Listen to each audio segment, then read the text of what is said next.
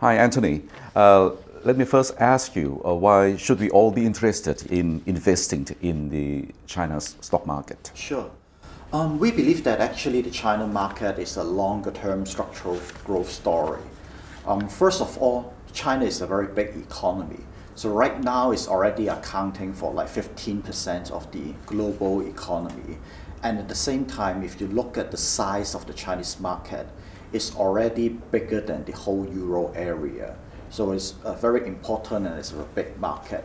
But on the other hand, global investor exposure to the China market is still very low. So basically, the biggest risk of many foreign investors is that they are underweighting China. So over time, we believe that there will be increasingly more fund inflows into the Chinese stock market. And then apart from that, actually China is undergoing an economic transformation from a low value add world factory to an economic superpower, moving up gradually in the supply chain or in the value chain. So basically, there will be a lot more exciting investment opportunities available in the Chinese market, especially those in the so-called new economy sector. And if we take a look at the growth potential or the valuation of the Chinese stock market right now, we are expecting the Chinese stock market to still deliver a double-digit corporate earnings growth in 2018, while the current market valuation is still at very attractive level. The forward PE is at around 15 times, which is similar to the past 10 years historical average level. So in terms of the theme of investment in 2018, Right. Is it going to be different from last year or the previous years? I think we should not focus too much on the short-term speculative investment themes. Rather, we should pay more attention to the structural growth story in China.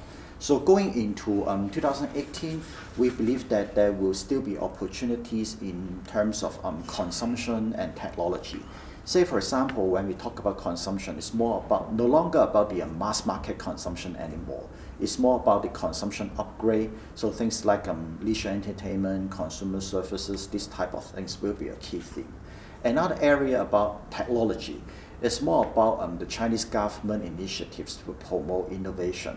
So there will be a lot more government support in areas like IT backbone infrastructure or in like communication networks or new innovations in areas like autonomous driving, artificial and intelligence. What's going to be the main engine that will drive the Chinese economy going forward? Right. Do you believe that China structural reform will be successful or not?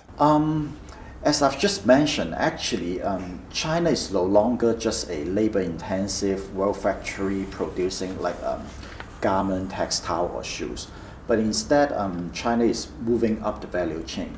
So right now, we are seeing a more high value add or sustainable growth model in China.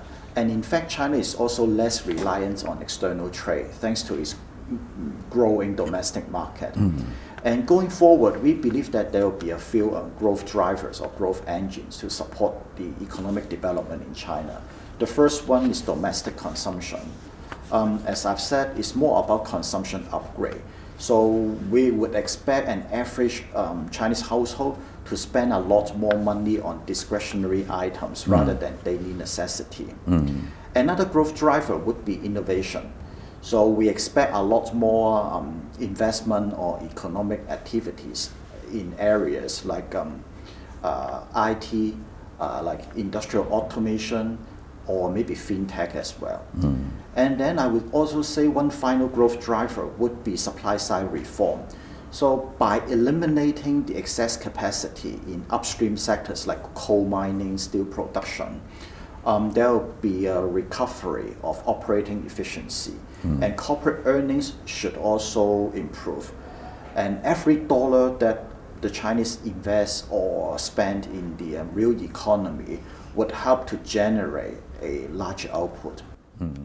What kind of message that we get from the National Party Congress meeting in October is the political agenda or the directive very clear, as to how China will be moving forward? At the 19th National Party Congress held in October last year, President Xi Jinping mentioned that China aims to become a more affluent country with advanced and balanced development by 2050. And in order to support or achieve this long-term goal, there are three pillars, namely growth, stability, and reform. So at least for the next 5 years, we expect the Chinese government to try to strike a balance between these three major objectives.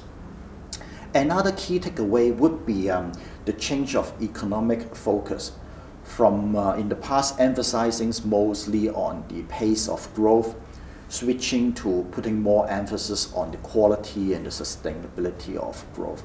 So going forward, there should be a new growth model in the mainland China. And politically, after the National Party Congress, it becomes clear that there is a further power consolidation around President Xi or the central leadership. And in connection to that, we expect better policy continuity and better policy execution. But then on the flip side, there may be a risk that there may be a lack of transparency or check and balance in the system. Do you think that a growth target of 6.5% will be sustainable or not over the next 5 years? 6.5 is hard to say, but I would expect a GDP growth level at around 6%. But as I've emphasized, actually it's not about the pace of the growth. It's more about the sustainability or the quality of the growth. And at a GDP growth rate of around 6%, then we believe that it would be more sustainable than those higher level growth as in the past. But then the number that came out last year was quite strong, right? Quite strong, Yeah. 6.9%, Yes. and this year is going to be Moderating. Right. and over the Probably, I think the market is now expecting around 6.5%.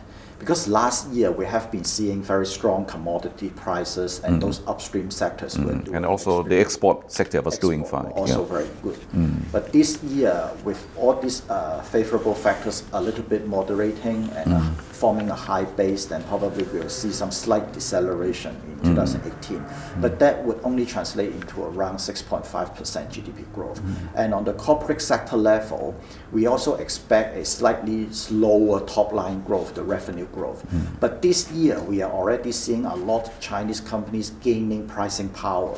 So those mid to downstream companies like F&B companies or retailers, they are able to increase their product price. So by doing this, they are able to improve their profitability.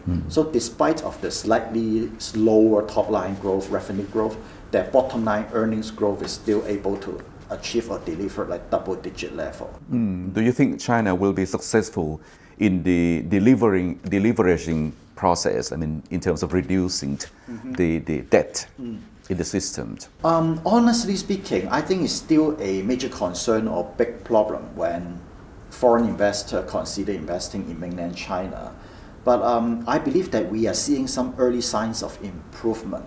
If you look at the absolute percentage of debt to GDP, is still quite high at around 260%.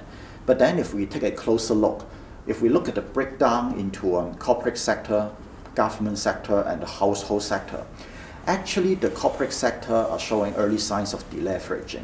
If we look at the corporate debt to GDP ratio, over the past 1-2 quarters, we are already seeing the number peaking out. But on the other hand, we are seeing the household sector leveraging up. But that's less of a concern because we all know that the saving rate in China is very high.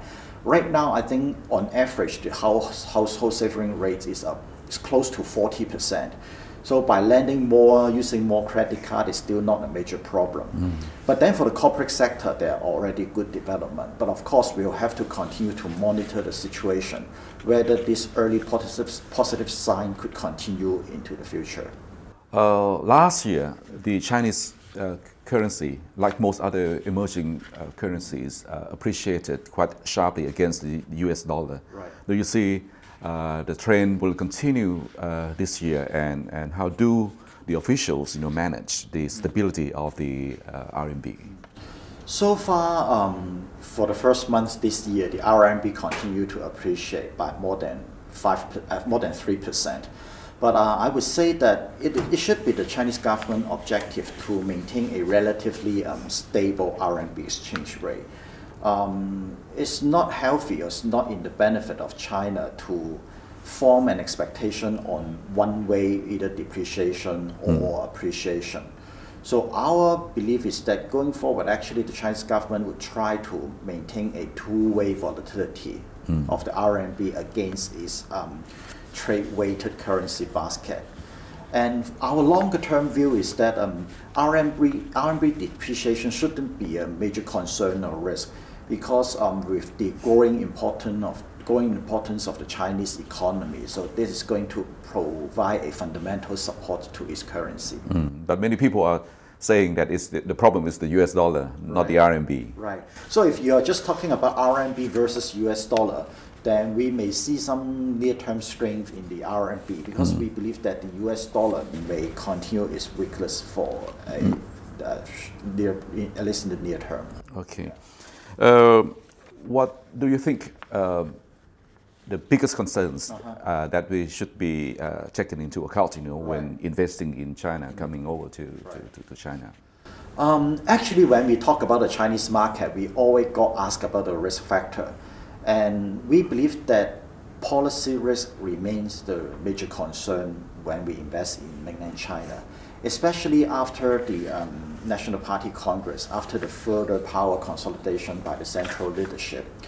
There is a chance that this visible hand may get too big or too active. And at times the Chinese government may be micromanaging the situation or the economy too much, or managing the system liquidity too frequently. So that may create some volatility in the financial market.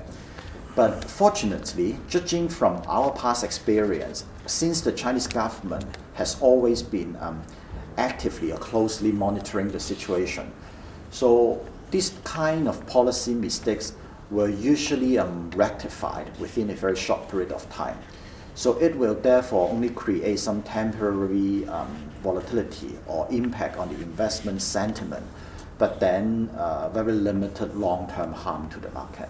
So we shouldn't be concerned too much on the real estate bubbles, the bubbles in the shadow banking or any others. There are still some structural issues like leverage problem, like housing, potentially there could be a housing bubble or the shadow banking problem. But for these kind of big issues or major concerns, we all are seeing some positive signs of development. Say for example, shadow banking.